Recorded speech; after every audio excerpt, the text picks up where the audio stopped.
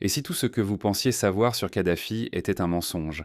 Et si, derrière l'image d'un tyran fou, se cachait l'homme qui effrayait le plus l'Occident, car il menaçait leur contrôle ancestral sur l'Afrique? Prenons un instant pour nous rappeler à quoi ressemblait la Libye sous le règne de Mouammar Kadhafi. Imaginez un pays au cœur de l'Afrique du Nord où chaque citoyen possédait un logement digne. Ce n'était pas un privilège réservé à une élite, mais un droit fondamental, garanti par l'État. Contrairement à la plupart des pays du monde, en Libye, personne ne dormait dehors. Les logements étaient offerts à chaque famille, sans distinction d'origine, de religion ou de classe sociale. Dans les années 1990, alors que de nombreux pays africains luttaient encore pour offrir des infrastructures de base, la Libye affichait fièrement des quartiers entiers de maisons modernes, des immeubles neufs et des villes en pleine expansion. À Tripoli, la capitale, les quartiers populaires étaient rénovés et les villages reculés bénéficiaient de projets de développement ambitieux. Prenons l'exemple d'Omar, un jeune père de famille vivant à Benghazi. Lorsqu'il s'est marié, l'État lui a attribué un appartement entièrement équipé. Il n'a jamais eu à s'endetter, ni à supplier une banque, ni à craindre d'être expulsé. Pour lui, comme pour des centaines de milliers d'autres Libyens, la sécurité du logement était un acquis, non un rêve inaccessible. L'éducation, elle aussi, était révolutionnaire. Dès la maternelle jusqu'à l'université, aucun frais à payer. Les familles n'avaient pas à choisir entre envoyer leurs enfants à l'école ou les garder à la maison pour économiser de l'argent. L'État libyen prenait tout en charge. Un jeune étudiant, Fatima, rêvait d'étudier la médecine à l'étranger. Elle a pu partir à Paris, tous frais payés. Voyage, logement, frais d'inscription et même une allocation mensuelle pour vivre dignement sur place. Cette politique d'ouverture a permis à des milliers de jeunes Libyens de fréquenter les meilleures universités du monde, puis de revenir mettre leurs compétences au service du pays. Cette génération éduquée a contribué à moderniser la Libye, à faire émerger des médecins, des ingénieurs, des chercheurs qui, autrement, n'auraient jamais eu cette chance. La santé n'était pas laissée de côté. Dans les années 2000, Kadhafi a inauguré un hôpital ultramoderne à Tripoli, doté de 18 salles d'opération, d'équipements à la pointe de la technologie médicale. La médecine était gratuite pour tous, du simple rhume jusqu'aux pathologies les plus lourdes. Si un traitement ou une opération n'était pas disponible en Libye, l'État finançait intégralement le voyage et les soins dans les hôpitaux étrangers, parfois en Allemagne, parfois aux États-Unis d'Amérique. Cela concernait des centaines de patients chaque année. Une telle couverture de santé universelle reste rare, même dans les pays européens les plus développés. La manne pétrolière, loin d'être captée par une petite élite ou détournée vers des comptes occultes à l'étranger, était redistribuée à la population. Chaque année, chaque famille touchait une part directe des revenus du pétrole. Imaginez, au lieu que les richesses naturelles profitent à une minorité ou à des multinationales étrangères, elles étaient en reversées à chaque citoyen. La Libye, sous Kadhafi, a connu un niveau de vie sans équivalent sur le continent africain. Les routes étaient neuves, les écoles bien équipées, les hôpitaux modernes et les services publics accessibles à tous. Aucun sans-abri, aucune dette nationale. Dans les années 2000, alors que la plupart des pays africains croulaient sous les dettes contractées auprès du Fonds monétaire international ou de la Banque mondiale, la Libye affichait fièrement une dette nulle. Tous ces projets étaient financés sur fonds propres grâce à la gestion rigoureuse de ses ressources. Prenons aussi l'exemple du Grand Fleuve artificiel, un projet pharaonique lancé dans les années 80. Il s'agissait de puiser l'eau des nappes fossiles du désert pour irriguer les terres agricoles et approvisionner les villes en eau potable. Ce projet, décrit comme la 8e merveille du monde moderne, a permis à des centaines de milliers de Libyens d'avoir accès à une eau pure et abondante dans un pays pourtant aride. Cette infrastructure titanesque a bouleversé la vie des agriculteurs, multipliant les récoltes et assurant une sécurité alimentaire inédite dans la région. L'agriculture était aussi au cœur du projet de société libyen. Des terres, des semences, des machines et du bétail étaient distribués gratuitement à la population pour encourager la production locale et atteindre l'autosuffisance alimentaire. L'objectif affiché était de ne plus dépendre des importations de céréales ou de produits occidentaux, mais de nourrir le peuple libyen par ses propres moyens. En quelques années, la Libye est passée du statut d'importateur massif à celui d'un pays exportateur de certains produits agricoles. Ce modèle novateur, fondé sur la redistribution des richesses et l'investissement dans le capital humain, prouvait qu'un autre développement africain était possible. Il montrait qu'un pays pouvait s'émanciper du cycle de pauvreté et de dépendance imposé par l'Occident. Pourtant, ce rêve n'était pas du goût de tout le monde. L'Occident, qui n'a cessé de présenter Kadhafi comme un dictateur sanguinaire, répétait ce récit pour justifier sa disparition. Mais pourquoi un tel acharnement contre un homme dont le pays incarnait la réussite sociale, l'émancipation économique et la stabilité politique? La réponse se trouve dans un projet jugé subversif par les anciennes puissances coloniales, l'unification du continent africain. Kadhafi rêvait d'une Afrique indépendante, libérée des chaînes coloniales et capable de s'imposer sur la scène mondiale. Il voulait créer une monnaie africaine basée sur l'or, indépendante du dollar, de l'euro et du franc CFA. Il envisageait une banque centrale africaine, gérée par les Africains, pour financer les projets du continent sans passer par le Fonds monétaire international ou la Banque mondiale. Imaginez un instant le bouleversement que cela aurait provoqué. Une monnaie unique, forte, adossée à l'or et aux immenses ressources minières du continent, permettant à chaque nation africaine de commercer sans dépendre des devises étrangères. Cela aurait signifié la fin de la tutelle financière occidentale, la fin des prêts toxiques, la fin de l'exploitation à vil prix des matières premières africaines. Ce projet aurait permis à l'Afrique de fixer elle-même le prix de son or, de son pétrole, de son cobalt, de son uranium et de ses innombrables richesses. Plus besoin de vendre à bas prix pour rembourser des dettes éternelles, plus besoin de dépendre des marchés financiers occidentaux. Ce rêve panafricain, Kadhafi ne l'a pas gardé secret.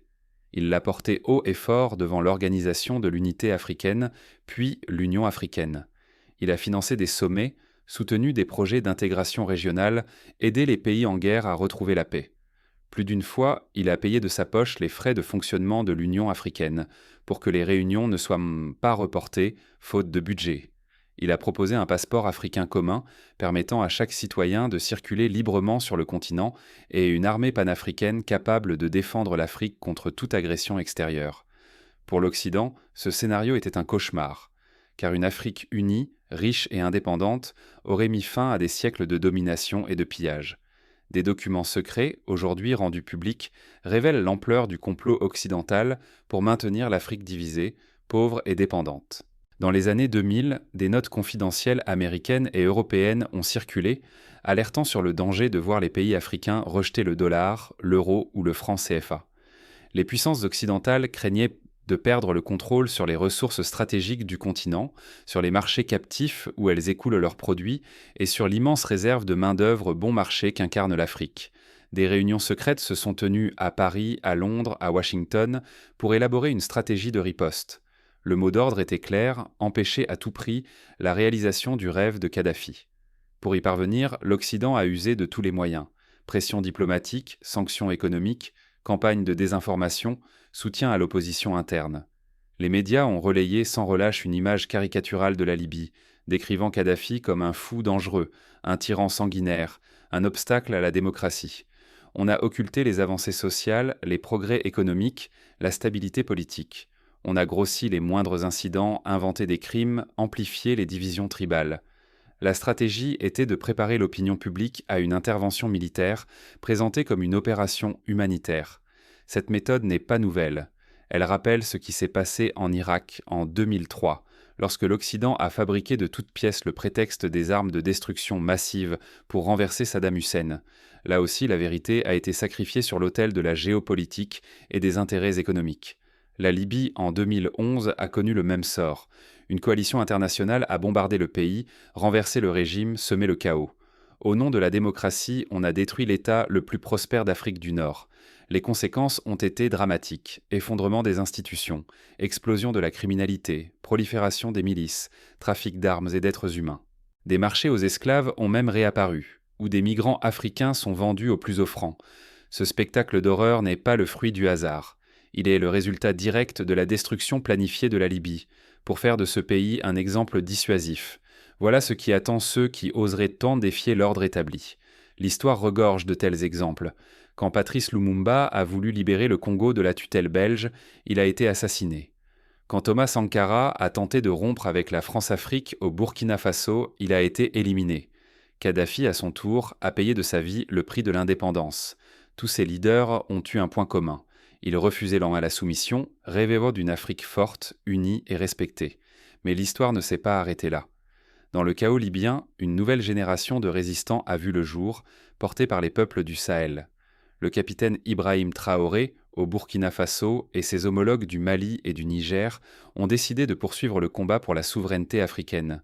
Ils ne veulent plus quémander l'aide occidentale, ni plier devant les injonctions des institutions financières internationales. Ils veulent reprendre le contrôle total des ressources du continent, bâtir une monnaie régionale solide, adossée aux richesses africaines, et tourner le dos aux diktats de l'Occident. Prenons l'exemple du Mali, qui a expulsé les troupes françaises de son territoire et mis fin à la présence des bases étrangères. Le Niger, de son côté, a renégocié les contrats d'exploitation de l'uranium, exigeant une part plus juste des revenus. Le Burkina Faso a lancé des programmes de réappropriation des terres agricoles, pour nourrir sa population sans dépendre des importations. Ces initiatives, encore modestes, montrent qu'une autre voie est possible. Mais les obstacles restent immenses. L'Occident n'a pas renoncé à ses ambitions. Il tente de déstabiliser ces régimes, de soutenir l'opposition, de manipuler les médias, de provoquer des révoltes internes.